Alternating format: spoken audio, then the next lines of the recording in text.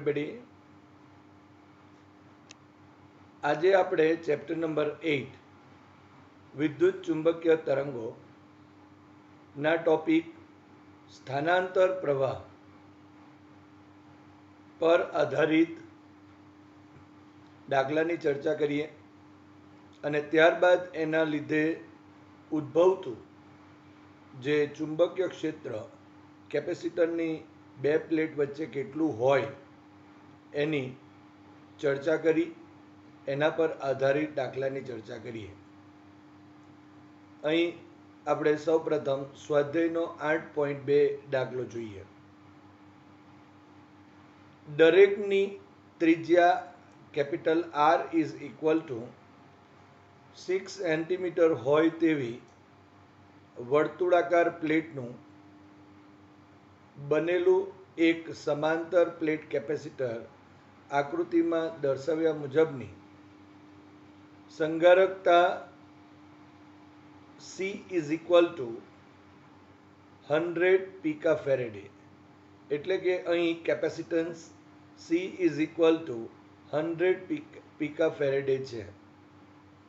તો આ જે કેપેસિટર છે એને 230 વોલ્ટ એસી ઉદ્ગમ સાથે સંકળાયેલ છે કે જેની કોણીય આવૃત્તિ 300 રેડિયન પર સેકન્ડ છે.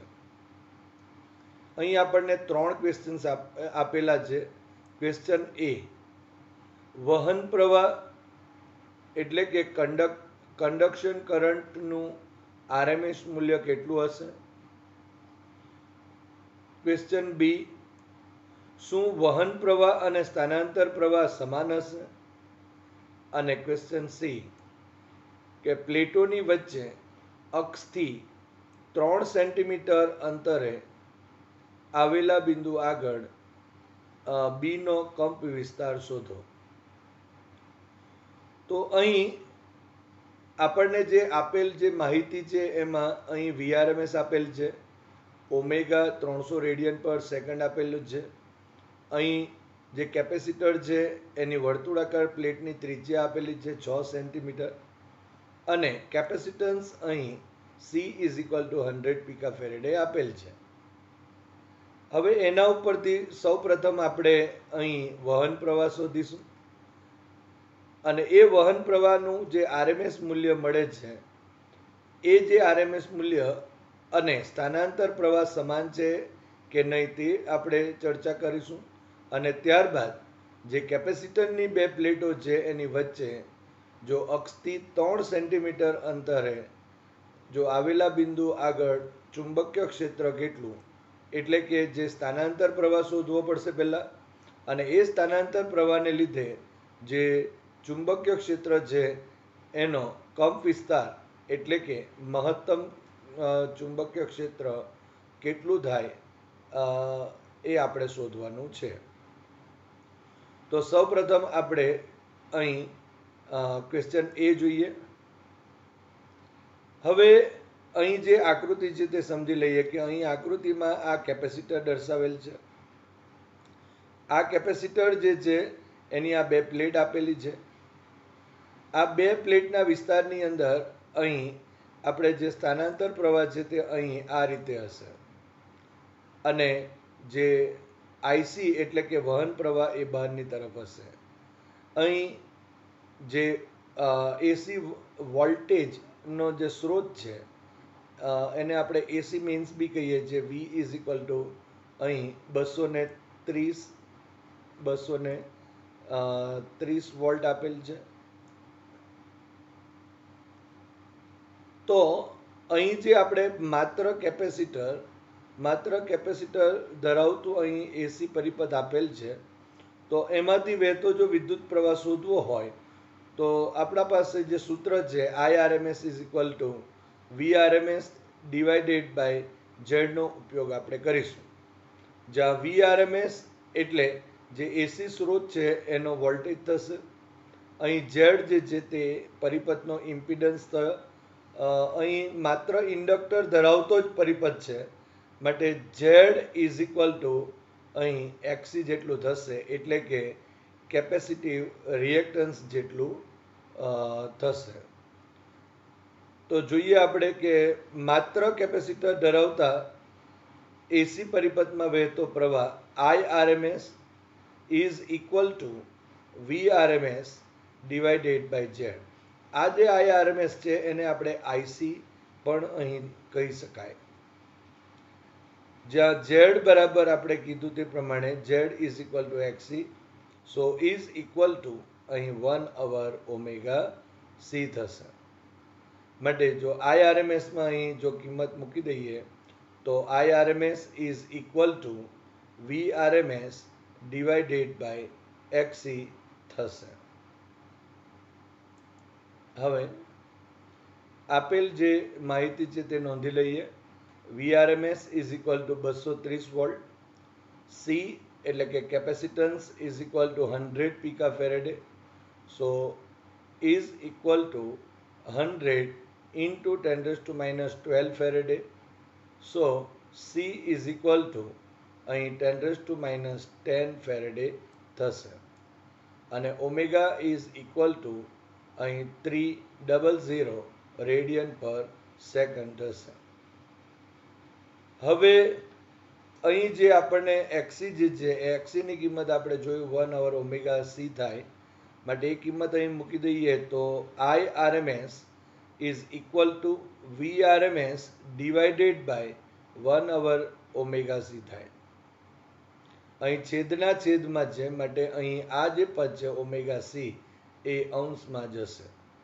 સો IRMS is equal to VRMS into ωc થશે. હવે આ બધી કિંમતો અહીં ઉમેરી દઈએ તો IRMS ઇઝ ઇક્વલ ટુ અહીં 230, VRMS is equal to 230 volt, અહીં omega is equal to 300 radian per second અને C is equal to 10⁻10 farad થશે. હવે અહીં જોઈ શકાય છે કે જો આ બે એટલે કે 100 અને આ ઇન્ટુ 10 એટલે 10⁻3 થાય છે અને આ 10⁻10 માટે અહીં 10⁻7 રહેશે અને અહીં જો આપણે 23 into 3 કરીએ તો અહીં 69 મળશે. માટે IRMS is equal two 69 into 10⁻7 થશે. હવે જો દશાંશ ચિહ્ન અહીંયા વચ્ચે જો કહીએ એટલે કે એક સ્ટેપ આપણે ડાબી બાજુ ખસીએ છીએ માટે 10+1 થશે ઇન્ટુ 10⁻7, સો 10⁻6 થશે. માટે IRMS is equal two 6.9 into 10⁻6 ampere થશે. તો આમ આપણા ક્વેશ્ચન એનો આન્સર અહીં આપણને મળે છે કે જે પરિપથ જે છે એમાં વહન પ્રવાહ કન્ડક્શન કરંટ જે છે એનું RMS મૂલ્ય IRMS is equal two 6.9 into 10⁻6 ampere જેટલું થાય છે. હવે આપણી પાસે બીજો ક્વેશ્ચન એવો હતો કે શું વહન પ્રવાહ અને સ્થાનાંતર પ્રવાહ સમાન હશે? તો આપણે અહીં કહી શકીએ કે હા, વહન પ્રવાહ અને સ્થાનાંતર પ્રવાહ સમાન હશે. કારણ કે જ્યારે પરિપથમાં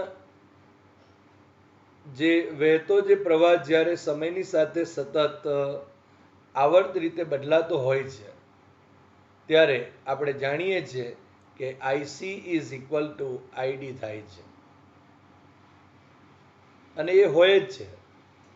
અને અહીં વહન પ્રવાહ એ જો કહેવું હોય તો એમ કહી શકાય જે કેપેસિટર છે એ વહન પ્રવાહ બાહ્ય પરિપથમાં કેપેસિટરની પ્લેટ સુધી જ વહે છે, જ્યારે સ્થાનાંતર જે પ્રવાહ છે એ કેપેસિટરની બે પ્લેટ વચ્ચેના વિસ્તારમાં વહે છે અને બંનેના મૂલ્ય હંમેશા એક સમાન હોય છે. માટે એમ કહી શકાય કે અહીં વહન પ્રવાહ અને સ્થાનાંતર પ્રવાહ એટલે કે IC is equal two ID હશે. હવે ક્વેશ્ચન સી, પ્લેટોની વચ્ચે અક્ષથી 3 સેન્ટીમીટર અંતરે આવેલા બિંદુ આગળ બી નો કંપ વિસ્તાર શોધો. હવે અહીં આકૃતિને પહેલા સમજી લઈએ કે આ જે આકૃતિ છે એ આકૃતિમાં જે કેપેસિટર છે એની જે વર્તુળાકાર પ્લેટો છે એ બંને પ્લેટો દર્શાવેલ છે. અહીં પ્લેટ 1 છે, અહીં પ્લેટ 2 છે. હવે એના અંદરના વિસ્તારમાં એની અક્ષ, કેપેસિટર જે પ્લેટોની વચ્ચેની જે અક્ષ છે એટલે આ અક્ષ થશે. હવે આપણે આગળ જે ચર્ચાઓ કરી તે મુજબ આપણે કહી શકાય કે બાહ્ય જે પરિપથ છે એમાં વહન પ્રવાહ હોય છે અને કેપેસિટરની જે બે પ્લેટો છે એના અંદરના વિસ્તારમાં એ સ્થાનાંતર પ્રવાહ આઈડી હોય છે. અને એના લીધે આપણે જાણીએ છીએ કે એક ચુંબકીય ક્ષેત્ર ઉત્પન્ન થાય કે જેનું મહત્તમ મૂલ્ય અથવા તો એનો બીનો કંપ વિસ્તાર આપણે શોધવાનો છે. હવે આ અક્ષથી આ બિંદુ પાસે જો આપણે ચુંબકીય ક્ષેત્ર શોધવું હોય તો અહીં આપણે સૌપ્રથમ પહેલાં તો આ જે એક એમ્પિયરન લૂપ લેવું પડે કે જેની ત્રિજ્યા, વર્તુળાકાર એમ્પિયરન લૂપ લેવું પડે કે જેની ત્રિજ્યા અહીં આર જેટલી હોય, એટલે કે OP is equal to R જેટલી હોય. તો એનો મતલબ એમ થયો કે જ્યારે આપણે આ એક આર ત્રિજ્યાની, જ્યાં small R is equal to અહીં આપણને 3 સેન્ટીમીટર આપેલ છે કે જે આ જે અક્ષ છે એ અક્ષથી અહીં લંબ અંતર 3 સેન્ટીમીટર જેટલું લંબ અંતર છે. પણ અહીં જો આપણે એમ કહીએ કે એ જે આર ત્રિજ્યાવાળી જે એક લૂપ લઈએ કે એ આર ત્રિજ્યાવાળી અને પી બિંદુમાંથી પસાર થતી એક જે વર્તુળાકાર એમ્પિયર લૂપ છે, તો એનું જો ક્ષેત્રફળ આપણે લેવું હોય તો એમ કહી શકાય કે ત્રિજ્યા જો આર છે અને અહીં વર્તુળાકાર છે માટે એની એમ્પિયરન લૂપનું ક્ષેત્રફળ એ પાઈ આર સ્ક્વેર જેટલું થશે. જ્યારે આપણે જો આ કેપેસિટર છે તો એ કેપેસિટરની જે બે પ્લેટો છે એની ત્રિજ્યા કેપિટલ આર છે. આ જે કેપિટલ આર છે એ પ્લેટોની ત્રિજ્યા છે, આ પ્લેટોની ત્રિજ્યા છે. માટે પ્લેટોનું જો ક્ષેત્રફળ જો અહીં કહીએ આ, તો અહીં pi R square, capital R square જેટલું થાય છે. હવે આ જે બે પ્લેટો છે એ બે પ્લેટોના અંદરના વિસ્તારમાં જો આપણે કહીએ તો પ્રવાહ જે ઘનતા છે તે એક સરખી હોય છે. અને જો એક સરખી જો પ્રવાહ ઘનતા હોય તો આપણે અહીં જે વિદ્યુત પ્રવાહનો જે આઈડી એટલે કે સ્થાનાંતરિત વિદ્યુત પ્રવાહ અને આ જે એમ્પિયરન લૂપ જે છે એ એમ્પિયરન લૂપ નું જે ક્ષેત્રફળનો ગુણોત્તર લઈએ અને અહીં જે વહન પ્રવાહ છે એટલે કે આઈઆરએમએસ અથવા તો આઈસી આપણે જે કહીએ છીએ તે અને આ કેપેસિટર જે છે એનું જે ક્ષેત્રફળનો જે ગુણોત્તર છે એ બંને સમાન થશે. હવે અહીં જે આપેલ માહિતી છે એ પણ આપણે નોંધી લઈએ તો આર ઇઝ ઇક્વલ ટુ આપણે જે ધ્યાનમાં લીધેલ વર્તુળાકાર Amperian loop is equal to 3 centimetre છે એટલે કે 3 × 10⁻² મીટર થશે. જે કેપેસિટર છે એની પ્લેટોની ત્રિજ્યા R, capital R is equal to 6 centimetre, so 6 × 10⁻² metre થશે. અને આઈઆરએમએસ આપણે મેળવેલ છે અહીંયા ઇઝ ઇક્વલ ટુ અહીં 6.9 × 10⁻6 એમ્પિયર થશે. માટે ID divided by pi small R square is equal to IRMS divided by pi capital R square થશે. અહીં પાઈ અને પાઈ કેન્સલ આઉટ થયા માટે આઈડી ઇઝ ઇક્વલ ટુ, આઈડીને સૂત્ર કરતા કરી દઈએ તો અહીં small R square divided by capital R square into આ આઈ આરએમએસ તેમનો તેમ. માટે સ્થાનાંતર પ્રવાહ ID is equal to small R divided by R whole square into I RMS થશે. અને સાથે લખી દીધું. હવે અહીં આઈડી ઇઝ ઇક્વલ ટુ, અહીં આપણે બંને મૂલ્યો સેન્ટીમીટરમાં જ રવા દીધા છે, કારણ કે ફરી પાછું જો આપણે મીટરમાં લખીશું, કારણ કે અહીં ગુણોત્તર આપેલ છે, માટે 10⁻² મીટર 10⁻² મીટર જે છે તે કેન્સલ આઉટ થશે, એટલે અહીં લખેલ નથી. તમે લખી શકો અને પછી કેન્સલ પણ કરી શકાય. અને ગુણોત્તર છે એટલા માટે આપણે સેન્ટીમીટરમાં લખીએ તો પણ ચાલે. સો 3 ડિવાઇડેડ બાય 6, અહીં આર બરાબર 3 છે સેન્ટીમીટર, અને R is equal to 6, capital R is equal to 6 centimetre. So અને હોલ સ્ક્વેર થશે ઇન્ટુ આઈઆરએમએસ 6.9 ઇન્ટુ 10⁻6 થશે. હવે 3/6 છે, સો 1/2 થશે, અને એનો વર્ગ માટે 1/4 થવાનું.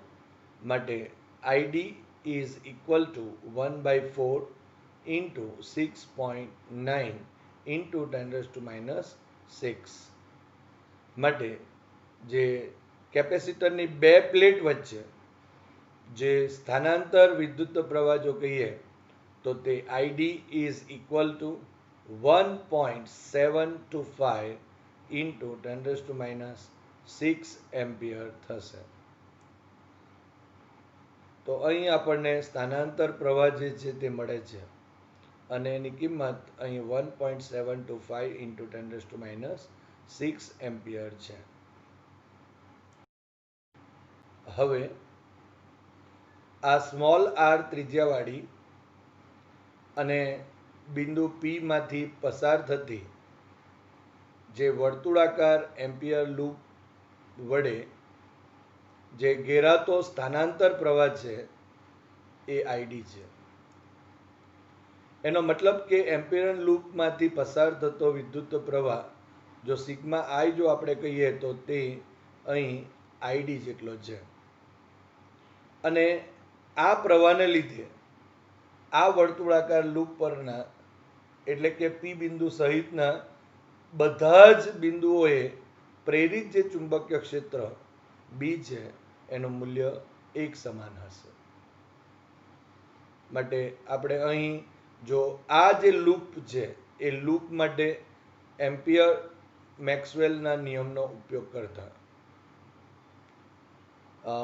Close integration B dot DL is equal to mu 0 કૌંસમાં આઈસી પ્લસ આઈડી, જે અહીં એમ્પિયર મેક્સવેલનો નિયમ છે. હવે બે વાત નોંધી લઈએ કે અહીં આ જે લૂપ છે એ લૂપ ઉપર બીની દિશા અને સૂક્ષ્મ જે ખંડ એની જો વાત કરીએ તો ડીએલ એ બંને પેરેલલ હશે. અને પ્લેટો વચ્ચેના વિસ્તારમાં આપણે જાણીએ છીએ કે વહન પ્રવાહનું મૂલ્ય 0 હોય છે, માટે આઈસી ઇઝ ઇક્વલ ટુ 0 થાય. હવે આ બે બાબતો છે એ બે બાબતોને ધ્યાનમાં રાખીએ તો બી અને ડીએલ જો એકબીજાને પેરેલલ હોય તો બંને વચ્ચેનો ખૂણો 0 ડિગ્રી થશે. માટે જો closed integration B DL cos 0 is equal to mu 0, અહીં આઈસીની કિંમત 0 થઈ, પ્લસ અહીં આઈડી થશે. હવે આ જે cos 0 છે એ cos 0 ઇઝ ઇક્વલ ટુ 1 થયું, અને બી બધા લૂપ પરના બધા બિંદુ પાસે એક સરખું મૂલ્ય ધરાવે છે, માટે બી ક્લોઝ ઇન્ટિગ્રેશન ડીએલ થશે. So is equal to mu 0 into ID થયું. હવે અહીં જો ઇન્ટિગ્રેશન કરીએ તો ડીએલનું સંકલન એ લૂપ પરનું એલ થાય, અને જો લૂપની લંબાઈ જો કહીએ તો તે એના પરિઘ જેટલી હોય. માટે જો અહીં ક્લોઝ ઇન્ટિગ્રેશન ડીએલ જો લઈએ તો અહીં 2πr જેટલું થશે. માટે B into 2πr is equal to અહીં મ્યુ 0 ઇન્ટુ આઈડી થશે. માટે અહીં B is equal to mu 0 ID divided by 2πr થયું. તો આ રીતે અહીં આપણને જે આ ચુંબકીય ક્ષેત્ર મળે છે એ ચુંબકીય ક્ષેત્ર કેપેસિટરની બે પ્લેટ વચ્ચેના જે સ્થાનાંતરિત વિદ્યુત પ્રવાહ છે એના લીધે પ્રેરિત થતું ચુંબકીય ક્ષેત્રનું આરએમએસ મૂલ્ય છે. આ બીને બદલે આપણે બી આરએમએસ પણ કહી શકાય. આમ પ્રેરિત ચુંબકીય ક્ષેત્રનું આરએમએસ મૂલ્ય B RMS is equal to mu 0 ID divided by 2πr થશે. માટે B RMS is equal to mu 0 ID divided by 2πr. હવે બધી કિંમત મૂકી દઈએ તો mu 0 is equal to 4π into 10⁻⁷. આઈડીની કિંમત આપણે મેળવેલ છે 1.725 ઇન્ટુ 10⁻⁶ એમ્પિયર. અહીં 2π તેમના તેમ લખેલ છે અને into R is equal to 3 સેન્ટીમીટરની જગ્યા પર 3 ઇન્ટુ 10⁻² મીટર જેટલું થશે. હવે અહીં આ જે 2π અને ઇન્ટુ 2 કરીએ તો 4π થાય, માટે અહીં 2 રહી જશે. બીજી એક વાત જો અહીં કહીએ તો અહીં 10⁻⁷ એન્ડ 10⁻⁶ ઇઝ ઇક્વલ ટુ 10⁻13 થશે. અને આ 10⁻² જો અંશમાં જાય તો પ્લસ 10⁻² થશે. માટે 10⁻13 અને ઇન્ટુ 10⁻² ઇઝ ઇક્વલ ટુ 10⁻11 થશે. અને અહીં 2 ઇન્ટુ 1.725 અને ડિવાઇડેડ બાય 3 અહીં લખાશે. માટે B RMS is equal two, હવે અહીં આ જે પદ છે એનું જો કેલ્ક્યુલેશન કરીએ તો આપણને 1.15 મળે છે. અને આ 10⁻11 તો તેમના તેમ છે. માટે જે પ્રેરિત ચુંબકીય ક્ષેત્રનું આરએમએસ મૂલ્ય છે B RMS is equal to 1.15 into 10⁻11 tesla થશે. તો આ જે કિંમત મળે છે તે આપણને અહીં બી મળે છે એમ કહી શકાય ચુંબકીય ક્ષેત્ર. પરંતુ આપણે આ જે ચુંબકીય ક્ષેત્ર છે એનો કંપવિસ્તાર એટલે કે મહત્તમ મૂલ્ય શોધવાનું છે. પણ આપણે જાણીએ છીએ સૂત્ર B RMS is equal to B0 divided by √2 છે. માટે ચુંબકીય ક્ષેત્રનો કંપવિસ્તાર, હવે આ B0 છે એને સૂત્ર કરતા કરી દઈએ તો B0 is equal to √2 into B RMS થશે. So is equal to 1.414 into આ √2 ની કિંમત લખી અને અહીં B RMS is equal to 1.15 into 10⁻11 આ ટેસ્લા. માટે અહીં B0 is equal to 1.6261 into 10⁻11 tesla થશે. આમ જે પ્રેરિત ચુંબકીય ક્ષેત્ર છે એનો કંપવિસ્તાર B0 is equal to 1.6261 into 10⁻11 tesla થશે. હવે વિદ્યુત ચુંબકીય તરંગો કેવી રીતે ઉત્પન્ન કરાય છે તેની ચર્ચા કરીએ. આપણે જાણીએ છીએ કે જો સ્થિર વીજભારો કે અચળ વેગથી ગતિ કરતા એટલે કે નિયમિત વેગથી ગતિ કરતા જે વિદ્યુત ભારો એટલે કે સ્થિર જે પ્રવાહો છે એ સ્થિર પ્રવાહ વિદ્યુત ચુંબકીય તરંગો ના ઉદ્ગમ સ્થાનો હોઈ શકે નહીં. કારણ કે આપણે જાણીએ છીએ કે જો સ્થિર વીજભાર હશે તો એ સ્થિર વીજભાર ફક્ત એક વિદ્યુત ક્ષેત્ર ઉત્પન્ન કરે છે.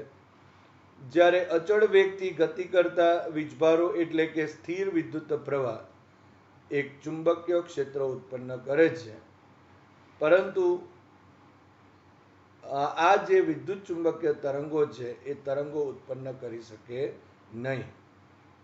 અને તેથી અને બીજી એક વાત કે આ જે ક્ષેત્રો જે છે એ ક્ષેત્રો સમય સાથે પાછા બદલાતા પણ નથી. પણ જો મેક્સવેલવાદ અનુસાર જો વાત કરીએ તો પ્રવેગિત જે થતા હોય એવા વિદ્યુત ભારો એ વિદ્યુત ચુંબકીય તરંગોનું ઉત્સર્જન કરે છે. ખૂબ જ અગત્યની આપણા પાસે એક લાઈન છે કે જે પ્રવેગિત વિદ્યુત ભારો છે એ વિદ્યુત ચુંબકીય તરંગોનું અહીં ઉત્સર્જન કરે છે. એટલે માત્ર સ્થિર હોય કે અચળ વેગથી ગતિ કરતા હોય તો તે વિદ્યુત ચુંબકીય તરંગો ઉત્પન્ન કરી શકતા નથી, પરંતુ પ્રવેગિત જો વીજભાર હોય તો તે વિદ્યુત ચુંબકીય તરંગોનું ઉત્સર્જન કરે છે. તો આપણે જો વાત કરવી હોય તો એમ કહી શકાય કે ડોલન કરતો કોઈ વીજભાર હોય તો ડોલન કરતો જે વીજભાર એ પ્રવેગી જે ગતિ છે એનું ઉદાહરણ છે.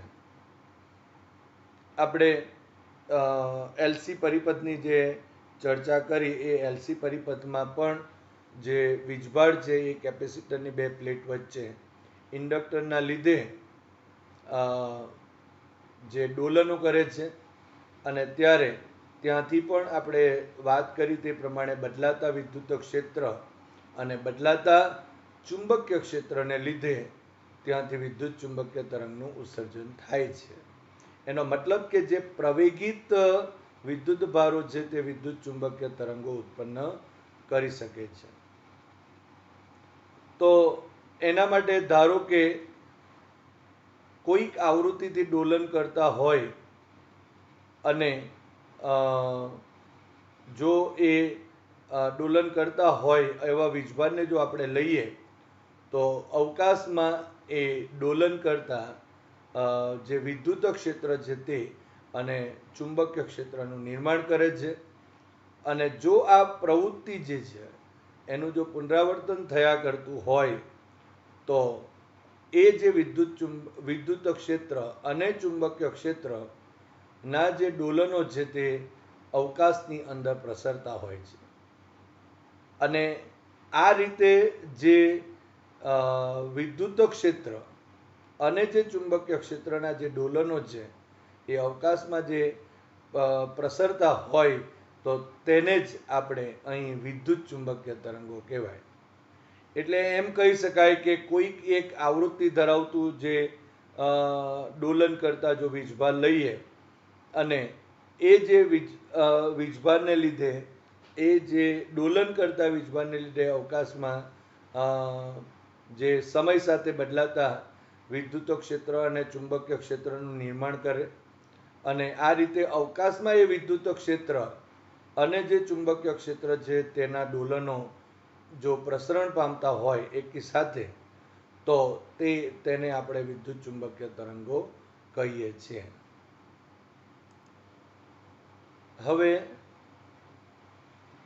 જે વિદ્યુત ચુંબકીય તરંગો છે એ વિદ્યુત ચુંબકીય તરંગો અવકાશની અંદર એ પ્રકાશની ઝડપથી પ્રસરતા હોય છે. અને એમ પણ કહી શકાય કે અવકાશમાં જે પ્રકાશની ઝડપથી બંને ક્ષેત્રો એટલે કે વિદ્યુત ક્ષેત્ર અને જે ચુંબકીય ક્ષેત્ર છે તે બંને લંબરૂપે પ્રસરે છે. એક વાત બીજી પણ નોંધી લઈએ કે જે વિદ્યુત ચુંબકીય તરંગ છે એ તરંગમાં જે બદલાતું વિદ્યુત ક્ષેત્ર અને બદલાતું ચુંબકીય ક્ષેત્ર એ પણ પરસ્પર લંબરૂપે ડોલનો કરતા હોય છે. એટલે એનો અર્થ એવો થયો કે અહીં વિદ્યુત ક્ષેત્ર, ચુંબકીય ક્ષેત્ર અને જે પ્રસરણની દિશા છે એ ત્રણે ત્રણ પરસ્પર લંબરૂપે હોય છે. બીજી એક વાત કે જે વિદ્યુત ચુંબકીય તરંગો જે અવકાશમાં પ્રસરે છે એ અવકાશમાં પ્રસરતા જે તરંગ છે તેની આવૃત્તિ એ જે ડોલન પામતા વીજભારની આવૃત્તિ છે એટલી જ હોય છે. કારણ કે જે ડોલન કરતા જે વીજભારો છે એના લીધે જ વિદ્યુત ચુંબકીય જે તરંગ જે છે એનું ઉત્સર્જન થયું, અને એના લીધે આપણે એમ કહી શકાય કે ડોલન પામતા જે વીજભાર છે એની જે આવૃત્તિ છે એટલી જ આવૃત્તિ એ ઉત્સર્જાતા વિદ્યુત ચુંબકીય તરંગની પણ આવૃત્તિ હોય છે. અને બીજી એક વાત પણ નોંધી શકાય કે અહીં જે અવકાશમાં વિદ્યુત ચુંબકીય તરંગો જે પ્રસરે છે તો એને ઉર્જા ક્યાંથી મળતી હશે? તો એ જે ઉર્જા છે એ પ્રવેગિત વીજભારની જે ઉર્જા છે એ જ ઉર્જા એ પ્રસરણ પામતા વિદ્યુત ચુંબકીય તરંગો છે એને મળતી હોય છે.